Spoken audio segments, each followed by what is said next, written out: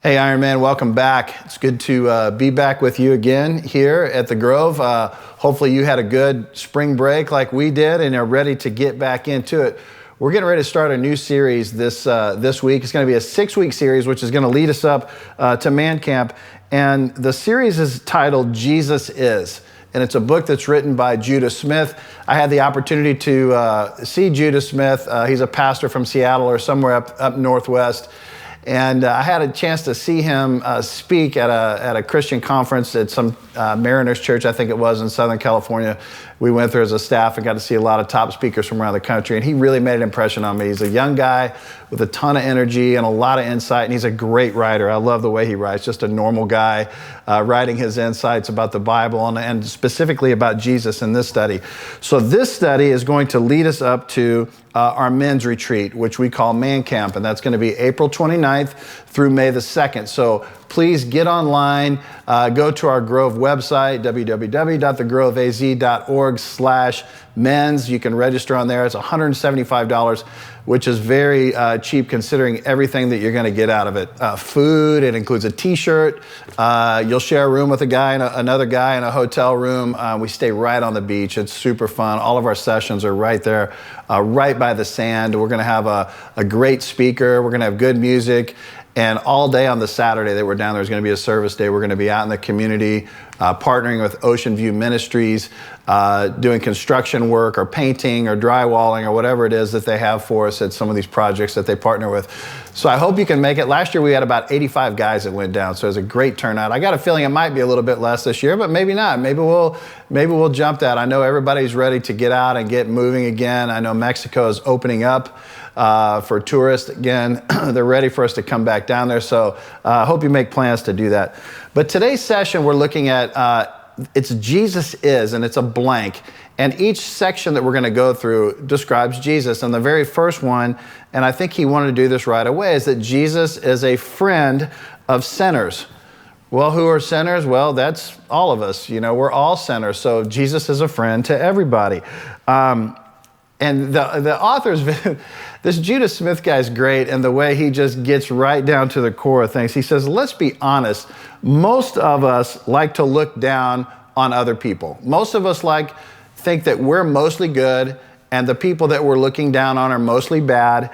And we enjoy this sort of condescending feeling, especially if we've grown up in the church and we have sort of earned our stripes, so to speak, and we think, I'm not as bad as that person is.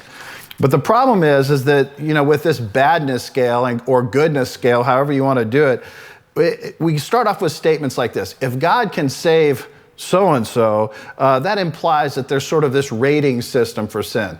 He's worse than me, or he's worse than him. But that's not really how God looks at it. There's no arbitrary badness scale anywhere in the Bible, whether we're rating ourselves or we're rating others. There's just not. Sin is just sin. Nowhere in the Bible do we find a distinction for the levels of sins. God doesn't share in our rating system at all. And I don't care what you say, you have a rating system. So don't sit there and act like you don't have a rating system. We all do. We all tend to look at other people and go, oh, they're a little worse off than I am. When I lived in California, a lot of non-church people that I was engaged with through conversations, I worked at a place where we had a lot of non-believers mixed with believers. And the non-believers would also say, well, I'm a good person, or so-and-so's a good person. I mean, I'm not Mother Teresa. I can't tell you how many times I've heard this. I'm not Mother Teresa, but I mean, I'm not Adolf Hitler either, you know, or whoever the bad person is of the day, Jeffrey Dahmer, or whatever it was back in those days. Okay, but so we give this arbitrary rating system, but obviously different sins have different consequences. I mean, there are some little petty little sins that don't have consequences. Some consequences are going to get you thrown in jail. Some consequences are going to get you punched in the mouth. You know, there are certain consequences to different sins. I want to read this to you about a notorious sinner from the book of Luke, chapter 19, verse 1 through 9. Look on the screen and follow along with me. It says, Jesus entered Jericho and was passing through. A man was there by the name of Zacchaeus. He was a chief tax collector and was wealthy. He wanted to see who Jesus was, but he was short and he couldn't get over the crowd. So he ran ahead, he climbed a sycamore tree to see him, and since Jesus was coming that way anyway. When Jesus reached the spot, he looked up and he said to him, "Zacchaeus, come down immediately. I must stay at your house today." So he came down at once and welcomed him gladly. All the people saw this and began to mutter, "He has gone to be the guest of a sinner?" But Jesus stood up and he said, but Zacchaeus stood up and he said to the Lord, "Look, Lord, here and now I'll give my possessions to the poor. And if I have cheated anybody out of anything, I will pay them back 4 times the amount." So Jesus said to him, "Total salvation has come to this house, because this man too is the son of Abraham. For the Son of Man came to seek and save what was lost." Okay, so I think we had a little bit of passage of time here when Jesus said, "I'm going to go to your house today." Okay, I think Jesus went to his house, and I think he sat and he ate with him and he hung out with him. And I think the transition in Zacchaeus' life, going from a notorious tax collector, which were known as just being goons and bullies and thugs and guys that just extorted money out of people that wasn't really theirs, that was for the Roman government. They were basically traitors. And he went to his house and he spent some time with him. And then Zacchaeus says, "I'm going to give back 4 times the amount." Well, do you think Jesus went in and laid down a bunch of hard rules and laws on him and was super strict and was mad at him, and this is what made Zacchaeus change? Well, I don't think so. I think just being in Jesus' presence and being with a God who loved him for who he was, where he was at, I think it changed his life. And through that transition, he turned around his life and he said, "Look, I want to give back everything I've taken." I don't think Jesus went in there and said, "Zacchaeus, you need to give back everything you've taken." I don't think that was part of it. I think that was a result of his conversation and getting to see that Jesus was real. So the question is, what saved Zacchaeus? Did Zacchaeus save Zacchaeus? Was it his effort to climb the tree to be seen by Jesus? Oftentimes we try to be seen by Jesus. We want to be seen doing good things. We want to be seen doing all the right things. We're like the little kid at the swimming pool or at the park. Hey, daddy, watch this, watch this, watch this. I've had 3 kids and I've gone through all of that. I was at the beach this past week. I saw it. Hey, daddy, watch this. You just do something a little small and stupid. It's not even a big deal. But that's what we're like with God. We say, "Hey, God, watch this. Watch me do this." But what saved Zacchaeus? Was it him hanging out in the tree? Now, the answer is it was God's mercy that saved Zacchaeus. It was God's grace. It was God's initiative. Jesus reached out to Zacchaeus. It wasn't Zacchaeus saying, "Hey, Jesus, you want to come to my house today?" You know, he just wanted to look at Jesus, but Jesus took the first step. He took the initiative. I wish I could have seen the looks on the faces of those that were around Zacchaeus, friends or foes, that said, "Man, if there's hope for Zacchaeus, man, there's hope for anybody." You know, that's that badness scale that we look at, that, you know, Zacchaeus was way worse than we were. So what you need to remember this about Jesus right now is that Jesus is not your accuser. Satan's the accuser, not Jesus. Jesus is not your accuser. He's not your prosecutor. He's not your judge yet. One day he will. Right now, he's not. Right now, he wants to be in a relationship with you. He's your rescuer. So just like Zacchaeus, Jesus just wants to spend time with you. So don't hide from him in shame or reject him because he's righteous and you're not. Okay, he just wants to spend time with you. So don't allow other people's opinions about Jesus to change how you feel about Jesus. You know, there's going to be people that are going to lay a bunch of heavy-duty religious stuff on you. Okay, you have to do this. You have to read your Bible every day. You have to. That's not what Jesus is about. Jesus is about getting to know and about getting to spend time with him. We look at God often as being a God of wrath, and, you know, somehow we've distinguished that God and Jesus are different people. But they're in fact the same. Jesus came to earth to point us towards God. I want to read this to you. It comes from Matthew 9:19. It says this. You'll see it here on your screen. Matthew 9 through 13. As Jesus went on from there, he saw a man named Matthew sitting at the tax collector's booth. Okay, another tax collector. "Follow me," he told him, and Matthew got up and followed him. While Jesus was having dinner at Matthew's house, many tax collectors and sinners came and ate with him and with the disciples. When the Pharisees saw this, they asked the disciples, "Why does your teacher eat with tax collectors and sinners?" Not that they were considering themselves sinners, just other people that are sinners. And on hearing this, Jesus said, "It is not the healthy that need a doctor, but the sick. So go and learn what this means. I desire mercy, not sacrifice, for I have not come to call the righteous, but the sinners."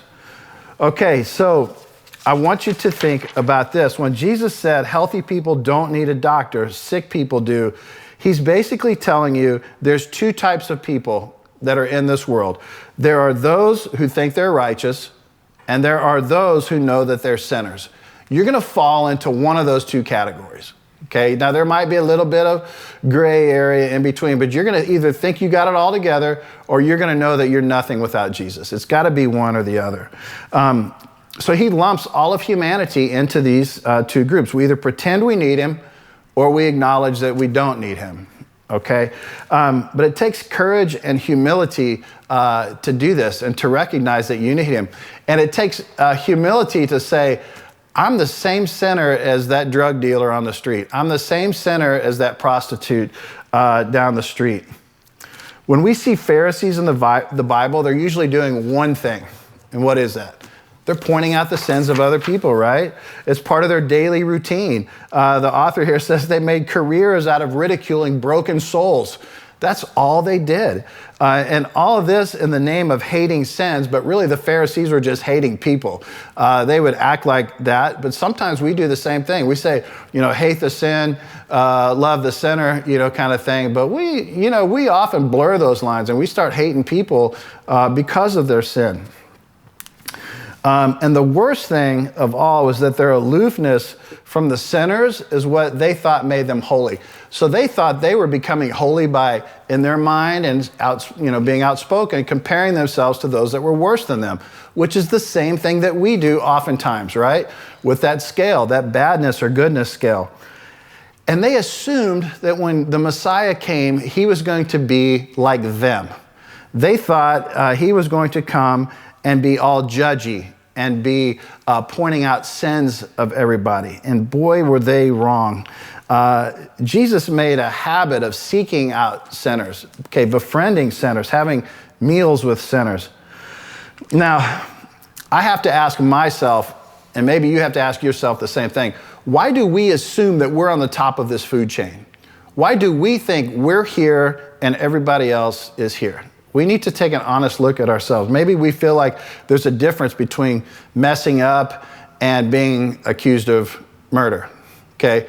And there is, consequences-wise, right? For what's happening in our judicial system, yeah, you're going to go to jail for one. You're not going to go to jail for making illegal personal copies in your office, right? Illegal. I don't know if they'd be illegal, but it might be frowned upon by your workplace. But the problem is we don't like to include ourselves in the same category as these murderers and rapists. They're sinners. We just mess up a little bit, now and then. So we start thinking to ourselves, and but think about this, right? Okay, if I separate myself from the bad people, I'll feel better about myself, okay, because I am not hanging out with them. But compared to them, I'm doing pretty good, okay? That's why we like to gossip and talk about people that are sinful, okay, because it makes us feel better about ourselves. But Jesus was a little bit different from this, wasn't he? In full view of everyone, Jesus hung out with all of these kind of people. In today's culture, it would be like going to have dinner or hanging out on the street with pimps and prostitutes and drug dealers and drug users, okay, or murderers or whatever. But we can't look at people as a charity project. Jesus didn't look at that. He didn't go into it with the idea, I'm going to get these people saved. He went into this with these people like, these are God's creatures, they're his children, and I'm going to love them where they're at. I'm going to love them for who they are, and they're going to see, they're going to see me through that love. For us, they're going to see Jesus through that love. So he came down to their level because they could never rise to his. Isn't that great? He had to go to them. They couldn't just work their way up to them. So Jesus is a friend to those who are willing to admit that they have a problem. Jesus is willing to be a friend to those people who admit that they're sinners. And most times, out loud and in public, we don't want to admit that we are. We want to act as if we have it all together, especially men. We want to act like we have it all together. So you don't have to be a good person to be Jesus' friend. Get that? Okay, understand that. You don't have to be a good person to be his friend. Okay, he's going to love you regardless. You just have to be honest. Okay, you can't hide anything from Jesus anyway. The problem is with us, men, is that we're often harsher judges than God himself. Okay, we judge people way more than God does. Now, one day God will have the ultimate judgment, but on a daily basis, we judge people all the time. All the time. So I want to just take a second and let's judge for ourselves where we are. I'm going to let you judge you for a minute rather than judging someone else. And we're going to look through the different stages of where you are. Okay, this is going to be on the screen. The first stage is I am a good person and I am justified in criticizing bad people. Okay, stage one. Now you may have a little bit of each of these stages, but primarily you're going to land in one of these stages. Stage two, I'm a good person, but I should show compassion to bad people. Okay, that's stage two. Stage three, I'm a sinner who needs just as much help as the next guy. I'm a sinner who needs help just as much as the next guy. And stage four is I'm loved by Jesus just as I am, and so is everyone else. Wow, that's a hard one, isn't it? To get to stage four and say, God loves everybody. He loves the person who's in maximum security prison as a serial murderer as much as he loves me. Get your head around that. Okay, that's hard to understand, isn't it? God loves everybody all the same. Do you agree with that? Okay, some of you might not. If Jesus could say one thing to you right now, what do you think it would be? What would Jesus say to you if he was having a conversation with you right now? Most of us think that he would probably rebuke us. He would give us things that we could work on. What can we do differently to be a better person? He would make it count and show us where we're blowing it the most. Where are we messing up the most is what we think. But really, if Jesus had one shot at fixing us, what do you think he would do? He would probably tell us how much he loves us. Think about that. He would tell us how much he loves us. That's what Zacchaeus experienced. That's what Matthew experienced. That's what the woman caught in adultery experienced. Okay, you're loved. And countless other famous sinners throughout the New Testament especially. When Jesus told the woman who was accused of sexual sin to go and sin no more, it wasn't like a threat, or I'm not going to love you anymore. It was, hey, I'm setting you free from your past. He wanted to rescue her from the future of what could happen. And she didn't grow up wanting to sin.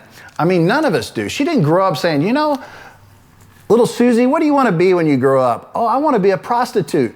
She didn't. She didn't start out that way as a child. That wasn't her dreams. She was living in a broken world, just like a lot of you guys are. You might be somewhere where you didn't intend to be when you were younger, doing things that you shouldn't be doing. But he didn't look at lost people as an interruption. You see Jesus getting interrupted all the time, and he takes time to spend time with them. He didn't wait for people to wander through, if we look at like a church, the doors of the church or into the pastoral study to see who he could, influence. Jesus just hung out with people. He just talked to people of all races and creeds and, stages of life, especially in their sinfulness. But he wasn't in any hurry to leave. It was a different culture then. People sat around, had long lunches and all that kind of stuff. They walked and they talked. It was a slower pace of life. I get that. But Jesus wasn't in any hurry with people. One Sunday night, I was here sitting in my office. My son was having basketball practice on a team that I wasn't coaching. It was his club team. And I was going, okay, this is great. I got an hour and a half here. I can sit in my office and watch the Cardinals. It's on Sunday Night Football. I'll confess, I have a little TV in my office. I turned it on just for moments like such as this, and kicked back on my love seat. And I'm not 5 minutes into that game, and one of the parents comes down the hallway to my office, and he says, Kyle, there's somebody here who says he needs to speak to a pastor. And I'm like, oh, no, not now. Like, I know when they say they want to speak to a pastor, it usually means I need money. Okay, I need the church to help me out with some financial problem that I'm having. Usually it's a homeless person or something like that. We get quite a bit of that up here. So I went out there reluctantly, kind of dragging my heels, feeling sorry for myself that I couldn't continue to watch the Cardinal game. And I met with a guy who was broken and he needed prayer. And he did not ask me for money. He wanted me to pray for him. And I felt like an absolute loser. I mean, so God knew my heart. He knew it was in the wrong spot, but he was still able to use me that night. And since that night, I've been able to develop a relationship with this man. We've had lunch several times, and he's come to church several times, and it's been good. But Jesus was not like me. Thank goodness Jesus was not like me. He had time for people. People were not an interruption to him. John 3:16, and most of you guys know this, it's going to be on the screen, says, "So God so loved the world, he gave his only son, that whoever believes in him will not perish, but have everlasting life." Look at the first part of that. It said, God loved the world. God didn't just love people who believed in him. God doesn't just love you when you're doing good. God doesn't just love certain people on the earth. Every single person on earth is a child of God. And I think you understand that. I think you believe that, but it's hard for us to get our head around the fact that God does love everybody. He doesn't just love you and I and those who are trying to do good. He loves every single person. And what an example for us to be. If we're going to emulate Jesus and we're going to try to follow in his footsteps, Jesus was a friend of people, no matter who they were, no matter what position they were in life. So I want to finish this talk with this. How do you explain to people about Jesus? How do you do that? Okay, that's a whole nother talk in itself. But I want to give you 4 simple things. How do you explain people to Jesus? Well, let's start here. The first one is that Jesus was a friend of sinners. Okay, he is a friend, your friend, my friend. He is a friend of sinners. Okay, the second one is Jesus is not mad at you. Okay, just stop thinking that. Jesus is not mad at you. Okay, Jesus loves you. He wants the best for you. You are his child. Okay, he loves you. He might be disappointed with you sometimes, and he might discipline you sometimes, but he's not mad at you. He's not a God who's looking to strike you down every time you do something bad. Okay, the next one is that Jesus lived on earth, and he knows what you're going through. Jesus understands you and he knows what you're going through. Okay, keep that in mind. He's not some God who can't relate to you at all. Okay, he understands you. And the last one is that Jesus is here to help. He's here to help. Okay, he wants us to give him his burdens. Okay, there was an old song, an old hymn. I'm going to show my age here, but it's "What a Friend We Have in Jesus, all my sins and griefs to bear." Okay, that was how the song started. What a privilege to carry everything to God in prayer is how it went. Now, when I think of a friend, that's not what I think of. Someone who I'm going to give my griefs and my problems and everything to. I'm thinking of all the fun times I'm going to have with a friend. Okay, but that's really what a friend is, though, isn't it? It's somebody that I can share my problems with, somebody that I can give my disappointments to. Whenever I'm being a bad friend, my wife, God bless her, she keeps me in line all the time. She'll start singing that song, but instead of saying, "What a friend we have in Jesus," she'll sing, "What a friend we have in Kyle Ray." And then she'll say something sarcastic about what a bad friend I'm being to the person at the time. So we all need people like that in our lives to show us what it means to be a good friend. And I hope that as you look at this talk today, you'll understand that Jesus is there to be a friend. He's not there to judge you yet. He's not there to be mad at you and to condemn you. He wants to be in relationship with you where he can help you. I want to read this to you. This is what Judas Smiths wrote at the end of this section. He says, "Whether we are good people or bad people, whether we have known Jesus for decades or are thinking about him for the first time, whether we are pastors or prostitutes, we all need Jesus. We are all seated at the table, surrounded by other sinners, listening to Jesus. Jesus is a friend of sinners, and therefore Jesus is a friend of you." Okay, I want to leave that with you. Next week, we're going to be talking about the grace of Jesus. Have you not gotten a chance to buy this book? They're for sale in the coffee shop for $15. You can also get it on Amazon, obviously, but we'd love for you to support the church with that. And hope to see you tonight, if you can make it. If not, tomorrow morning at 6:30. See you later.